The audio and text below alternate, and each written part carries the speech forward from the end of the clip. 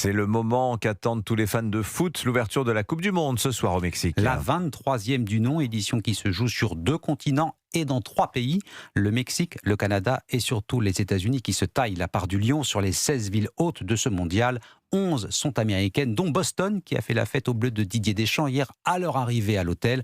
La France citée évidemment parmi les grandes favorites avec l'Argentine et l'Espagne. Et en France, les villes s'interrogent sur la manière de faire vivre cet événement. À Clermont-Ferrand, on a opté pour une solution radicale. Ni fan zone, ni écran géant, couvre-feu pour les moins de 16 ans non accompagnés d'un adulte.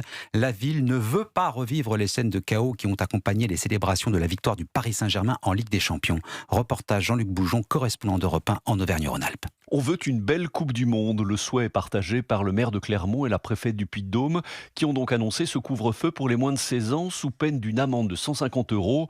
Pas question de se laisser gâcher la fête, tonne la préfète Anne Frakowiak-Jacobs. Nous en avons tous ras-le-bol de ces exactions, de ces bandes de jeunes qui arrivent place de Jaude et qui mettent en danger l'ensemble de la population qui, elle, a envie de faire la fête, tout simplement. Une mesure tout à fait adaptée, estime une majorité de Clermontois. Moi, je trouve que c'est une bonne chose qu'il y ait un couvre-feu pour les enfants. Il y a les bagarres, il y a tout. C'est toujours les jeunes qui cherchent, quoi. On a une très belle ville et ça me fait mal au cœur de voir le vendredi soir que des jeunes des cités viennent tout casser et malheureusement c'est saccagé en quelques minutes. Ils ont tout cassé, là. C'est quand même intolérable, ça. Il y a un quartier, là, qu'on appelle la Gautière, ils sont tous de là-bas, quoi. Ils viennent casser ici, puis ça les dérange pas, quoi. Non, moi je dis il faut y mettre de l'ordre. Pour prévenir toute violence, il n'y aura pas non plus de fan zone en ville et les écrans géants seront interdits en extérieur pour les bars et les restaurants.